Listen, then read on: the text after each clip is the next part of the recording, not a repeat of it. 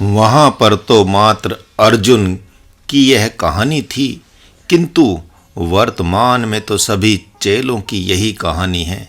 यह सभी सोचते हैं कि हम तो गुरुदेव के नाम, गांव, जाति आदि को जानते ही हैं, इनका योग, जप, तप, रूप, व्यवहार भी जानते हैं, तो फिर इनको भगवान कैसे मान लें। लगता है अर्जुन के समय से ही शिष्यों के द्वारा सद्गुरु की परीक्षा लेने की परंपरा प्रारंभ हुई है।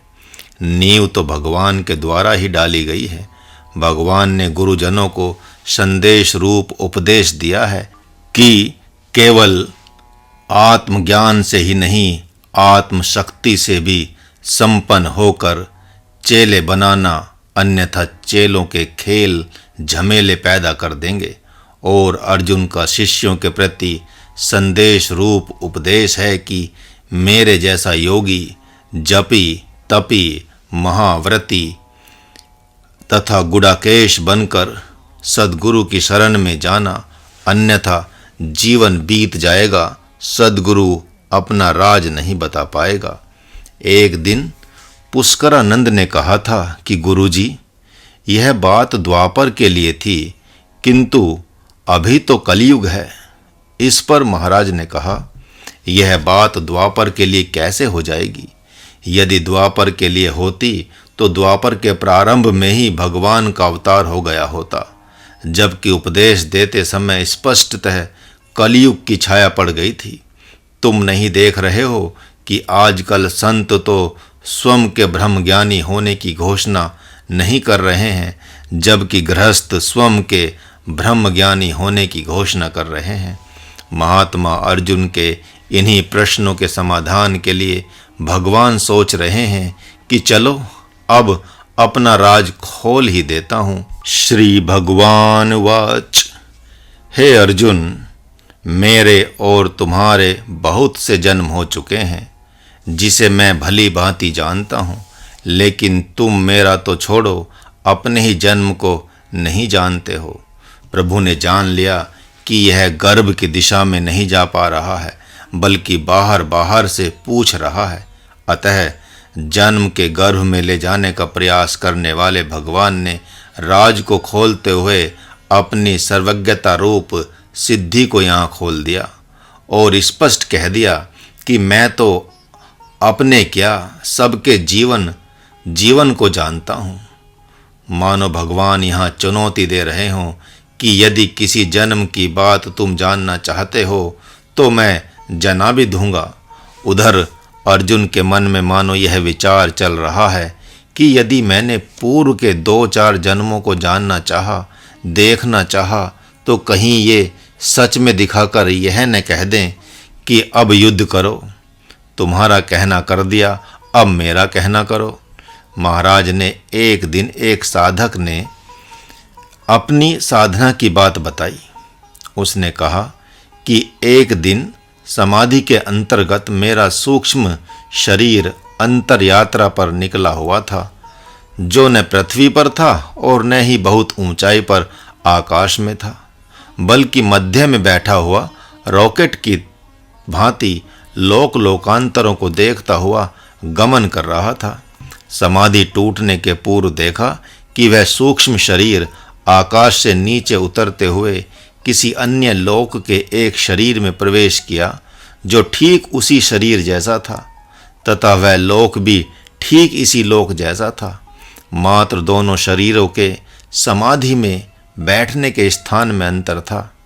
यह शरीर एक गुफा में बैठा था और समाधि में देखा हुआ शरीर इस शरीर की जन्मभूमि में अपने घर के बैठक में था। जब सूक्ष्म शरीर ने उस शरीर में प्रवेश किया, तब दोनों ही शरीरों की समाधि टूट गई। साधक ने पुनः बताया कि मैं उस दिन आश्चर्य की तरह देखता ही रह गया।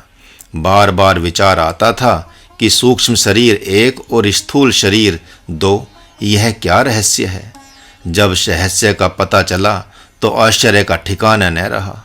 उस दिन जब आध्यात्मिक वैराग्य प्रकट हुआ, तब पता चला कि निर्मल वैराग्य किसे कहते हैं। आप सबके सामने इस रहस्य को समझने के लिए एक पहेली बुझाई जाती है, जिससे बहुत कुछ पता चल जाएगा जन्म जन्मांतर की कहानी का। यदि आप साधन पथ में हैं, ब्रह्म जिज्ञासु हैं, तो आप यहाँ पर यदि 50 वर्ष के हो गए तो जिस लोक अर्थात मृत्यु के उपरांत से आप आए हैं, उस लोक में अभी आपकी मृत्यु के मात्र 5 या 6 दिन ही हुए हैं, बीते हैं। बाल बच्चों में हाय हुई मची हुई है, जलदान दिया जा रहा है, अभी श्राद्ध होना बाकी है, तथा जहाँ श्राद्ध होना बाकी है उस लोक में, जिस लोक से मृत्यु के उपरांत आए हैं, यदि आपने वहाँ 80 वर्ष का होकर शरीर छोड़ा है तो वहाँ अभी 18-19 दिन ही बीते हैं। इस प्रकार आप विचार करते रहें कि आप कितने वर्ष के हुए हैं। अब प्रश्न खड़ा होता है कि 2 स्थूल शरीर पर एक सूक्ष्म शरीर, ये क्या पहेली है? बात तो समझ में आ रही है, लेकिन थोड़ा और भी स्पष्ट करना चाहिए। तो देखें, यदि आप ध्यान से पढ़ेंगे तो रहस्य स्पष्ट हो ही जाएगा। जिस नाम रूप और गुण वाले इस लोक में हैं आप, उसी नाम रूप गुण वाले होकर आप अनेक ब्रह्मांडों में घूम रहे हैं। जैसे आपके दादा ने शरीर छोड़ा, वे मृत्यु के उपरांत पशु पक्षी कीट पतंगे अथवा देवता नहीं बने तो उस समय उनकी वासना इसी प्रकार के एक मृत्यु लोक की रचना कर लेगी। वह कैसे? वह ऐसे कि जैसे आप इधर सोते हैं और उधर आपकी वासना स्वप्न लोक बन जाती है। आप सभी जानते हैं कि जिस रंग रूप वाले आप यहाँ पर हैं, उसी रंग रूप आकार प्रकार वाले आप स्वप्न लोक में भी होते हैं। भले ही आप उसे स्वप्न लोक कहते रहें, भले ही सांख्यवादी उसे प्रकृति का साम्राज्य कहते रहें, लेकिन वह भी आपका ही साम्राज्य होता है।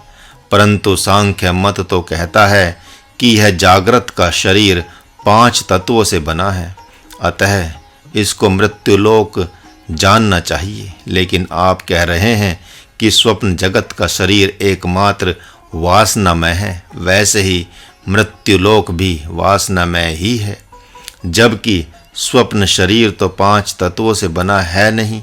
फिर आप कैसे कह रहे हैं कि वह स्वप्न लोक भी मृत्युलोक ही है? हाँ, प्रश्न तो आपका ठीक ही है, लेकिन आप जागृत लोक से स्वप्न लोक और स्वप्न लोक से जागृत लोक प्राप्त तो करते रहते हैं, किंतु इस लोक से स्वप्न लोक में कैसे उतर गए, यह तो आप नहीं जानते। कितना समय लगा उस लोक में प्रकट होने में, यह तो आप नहीं जानते। ऐसा नहीं होता कि लेटें और स्वप्न प्रारंभ हो गया, बल्कि जागृत से स्वप्न लोक में जाने के पूर्व यदि पल भर का भी समय लगता है, अर्थात 10 सेकंड का भी समय लगता है, तो वह 10 सेकंड वहाँ के 10 साल के बराबर है। यदि 1 मिनट का समय लगता है तो वहाँ के 60 वर्ष के बराबर होता है। जागृत एवं स्वप्न के बीच में वासनात्मक शरीर उस लोक की माँ के गर्भ में रहता है, और एक ऐसा आश्चर्य है कि उसी समय में गर्भ में रहना, गर्भ से बाहर आना, बाल्यावस्था बीत जाना और एक साथ युवा अवस्था स्मरण करना, वहाँ खाना पीना सोना जागना आपकी दृष्टि पथ में आना आपके अनुभव में आने लगता है। यदि आप मृत्यु लोक में वृद्ध हैं तो स्वप्न लोक में बचपन, युवा एवं वयस्क अवस्था बीत गई रहेगी, और आप अपने को वृद्ध समझते हुए ही वहाँ सब कर्म करते हुए पाएंगे। यदि आप बालक हैं तो स्वप्न में आप अपने को 10-12 वर्ष के बालक रूप में ही रहेंगे। गर्भ से लेकर 10 वर्ष तक का जीवन स्मृति पथ में किसी घटना के साथ याद आएगा। प्राय इस प्रकार के स्वप्न साधकों को हुआ करते हैं, जब वे स्वप्न लोक में भी अपनी शैशवावस्था से लेकर वृद्धावस्था तक की कहानी को याद करते हैं। आम लोग तो मृत्यु लोक के बाद स्वप्न लोक में व्यवहार करते ही अपने को पाते हैं तथा वे कभी भी वहाँ की अन्य अवस्थाओं से परिचित नहीं हो पाते। यही नहीं, जैसे आप यहाँ पर सांख्य मत का अवलंबन लेकर शरीर को 5 तत्वों वाला जानते हैं, वैसे ही वहाँ पर भी 5 तत्वों वाला ही अपने शरीर को जानते हैं, क्योंकि वहाँ भी आकाश, वायु, अग्नि, जल और पृथ्वी तो है ही। हाँ, सूर्य एवं चंद्रमा का अभाव है, क्योंकि वहाँ आत्म ज्योति का प्रकाश रहता है। कभी कभार सूर्य की धूप दिखाई पड़ती है या चंद्रमा का दर्शन हो जाता है, जो जागृत अवस्था के लिए संकेत होता है। इसी प्रकार वहाँ से अर्थात स्वप्न लोक से यहाँ पर जग गए तो ऐसा ही न सोचें कि वहाँ की कहानी समाप्त हो गई, बल्कि वहाँ के भाई बांधवों की हालत देखते बन रही होगी। वे तो हाय हाय मचाकर आपके उस शरीर की अर्थी निकाल रहे होंगे। वहाँ भी 10 गात्र मनाया जा रहा होगा। इस रहस्य को कोई संकल्प सिद्धि साधक अपने संकल्प से देख सकता है। ठीक इसी प्रकार यह आपका मृत्युलोक किसी सोए हुए पुरुष की वासना है, जो जीव मरकर अपने लोक को तो चला गया या चला जाएगा, लेकिन उसकी वासना ने अनेकों रूप धारण कर लिया है। अनेकों रूप ही क्यों, बल्कि आकाश, वायु, अग्नि, जल, पृथ्वी आदि भी उसी की वासना है। हाँ, उस पुरुष की यह वासनात्मक सृष्टि ऐसी है जिसमें उसकी वासना ने सूर्य एवं चंद्रमा तथा नक्षत्र तारों का भी रूप धारण कर लिया है। आपका वासनात्मक स्वप्न जगत उतना तेजो में नहीं है। जैसा आपका स्वप्न जगत रजो में होगा, तो बालक का स्वप्न तमो में और साधक का स्वप्न सतो में तथा सिद्ध का स्वप्न अति सत्व प्रधान दिव्य ज्योतिर्मय और तेजो में होगा। इस प्रकार जब आकाश, वायु, अग्नि, जल एवं पृथ्वी ही स्थूल नहीं है, तो आपका यह शरीर भी स्थूल कैसे होगा। स्वप्न जगत में जब दिव्य संभाषण प्रकट होता है, तो उस समय इस आपके मृत्यु लोक को वहाँ पर स्वप्न लोक कहा जाता है। इस प्रकार आपके लिए अज्ञानवश वह स्वप्न लोक है, और स्वप्न लोक के पुरुषों के लिए यह जगत स्वप्न लोक है। फिर सांख्य मत का भगवान ने आश्रय क्यों लिया इस गीता शास्त्र में? क्यों नहीं सीधे सीधे राजयोग की बात करते हैं? हाँ, आपका कहना तो ठीक ही है, लेकिन जो अभी महाराज ने कहा है, पहले इसी को तो आपकी बुद्धि पकड़ लें। जब इसी विषय को बुद्धि नहीं पकड़ पाएगी, तो राजयोग का सूक्ष्म तत्व क्या समझ पाएगी। इसलिए प्रभु सांख्य योग से प्रारंभ कर सर्वप्रथम आपकी मैली बुद्धि को साफ सुथरा बनाते हैं। फिर जब बुद्धि अति निर्मल हो जाती है, तब राजयोग देने लगते हैं। यही तो कारण है कि भगवान जन्म जन्मांतर तक की कहानी को महात्मा अर्जुन के पास छिपा लेते हैं, किंतु क्योंकि उस समय की बात समझ में आएगी ही नहीं, अतः स्वयं की जीवन की जीवनी बताना प्रारंभ कर देते हैं। तो आए सर्वप्रथम पूर्वोक्त आपके दादा के मरने की कहानी चल रही थी, उस पर ध्यान केंद्रित करें। मृत्यु के समय जब प्राण नाड़ियों को अवरुद्ध करते हुए ऊर्ध्वगामी होते हैं, ऊपर की तरफ खींचते हुए इकट्ठे होते हैं, तो उस समय असह्य वेदना होती है, पीड़ा होती है शरीर में। उस पीड़ा को सहन न कर पाने के कारण वे मूर्छित हो जाते हैं, और जब मूर्छित हो जाते हैं तो जैसे नींद आने के उपरांत वासना ही बनते बनते स्वप्न जगत बन जाती है, वैसे ही वहाँ भी एक लोक का निर्माण हो जाता है। चेतन से अचेतन में जीव उतरता है, पुनः चेतन में अर्थात जगत में प्रकट हो जाता है। यह जो चेतन से अचेतन की अवस्था होती है, उसी अवस्था में सृष्टि प्रकट होने का क्रम घटित हो जाता है। इस प्रकार जैसे ही आपके दादा मूर्छित होते हैं, वैसे ही दूसरे लोक में अपने आप को देखते हैं। वहाँ भी अपनी वासना के अनुरूप ही इस मृत्यु लोक के भाई बांधवों, बाल बच्चों के साथ साथ आपको भी देखते हैं।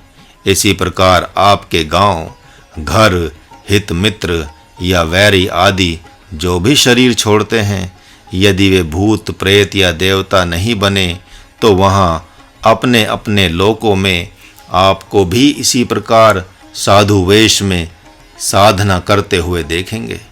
अतः अब आप समझ गए होंगे कि आप इसी नाम, रूप, रंग, आकार, प्रकार एवं इसी कर्म वाले कितने लोकों में होंगे। इतना ही नहीं, आप निर्णय भी नहीं कर पाएंगे कि आप यहाँ के स्वजनों से प्रेम करें या उन लोकों के माता पिता, भाई बांधवों पर एवं हित मित्रों से प्रेम करें। जब एक सामान्य साधक की यह कहानी है तो भगवान की बात ही कुछ और है। भगवान ऐसी पहेली को क्या बताएं, क्या समझाएं अर्जुन को। वे तो मात्र इतना ही कह रहे हैं कि तेरे मेरे बहुत से जन्म हो चुके हैं जिन्हें मैं देख रहा हूं किंतु तुम नहीं देख पा रहे हो। इतना ही कहकर भगवान वहां पर मौन नहीं होते, बल्कि वार्ता की दिशा बदल देते हैं और रहस्यात्मक विषय को छिपा लेते हैं। यह बात अलग है कि जैसे जैसे अर्जुन का कौतूहल बढ़ता जाएगा वैसे वैसे वे राज को बताते जाएंगे। प्रभु ने महात्मा अर्जुन को अतीत में ले जाना चाहा था, लेकिन अर्जुन अतीत में नहीं जा सका। इसलिए प्रभु ने ज्ञान की दिशा बदल दी और भक्ति पथ में उतरकर अब सांत्वना देना चाह रहे हैं। अब उन्होंने मैदान में आकर स्वयं के निर्गुण एवं सगुण ब्रह्म होने की घोषणा प्रारंभ कर दी। माँ अपने बेटे बेटियों के पास अपने जीवन चरित्र तथा रूप को छिपा नहीं पाती। मित्र भी मित्र से अपनी सभी रूपों को बता ही देता है। सद्गुरु भी अपनी संपूर्ण जीवनी को अपने प्रिय पात्र को पाकर प्रकट कर ही देता है। प्रकृति अपने गोपनीय रहस्यों को योगियों के पास प्रकाशित कर ही देती है। वैसे ही अब भगवान ने भी मन बना लिया कि छिपने से काम बनने वाला नहीं है। यदि इससे गांडीव उठवाना है तो अपने राज को तब तक खोलते रहना पड़ेगा जब तक यह युद्ध के लिए तैयार न हो जाए। तो प्रभु कहते हैं, यद्यपि तुम नहीं जानते हो किंतु अजन्मा हूँ पार्थ, मैं अजन्मा हूँ। मैं अव्यय आत्मा एवं संपूर्ण भूत प्राणियों का ईश्वर होते हुए भी अपने भक्तों के विशिष्ट प्रयोजन से अपनी वैष्णवी शक्ति को अपने आश्रित करके एक मानवी प्रकृति की रचना करता हूँ तथा समय अनुसार गर्भ से बाहर प्रकट हो जाता हूँ। ऐसा करता हूँ कब? समष्टि वेदना होती है जब यह सृष्टि असुरों एवं दानवों के उत्पात से क्षुब्ध हो जाती है, जब अधर्म की वृद्धि हो जाती है और धर्म करहा उठता है, जब संत भक्त और गो ब्राह्मण उनके द्वारा सताए जाने लगते हैं। वैसी अवस्था में वे जब विफल होकर मुझे पुकारते हैं तो मैं भी विकल हो जाता हूँ। तब मेरे से निर्गुण निराकार रूप में रहा नहीं जाता तथा उसी क्षुब्ध अवस्था में उन सब का उद्धार करने के लिए, पुनः धर्म की स्थापना करने के लिए मैं युग युग में किसी तपस्विनी भक्त की माँ की गोद से प्रकट हो जाता हूँ।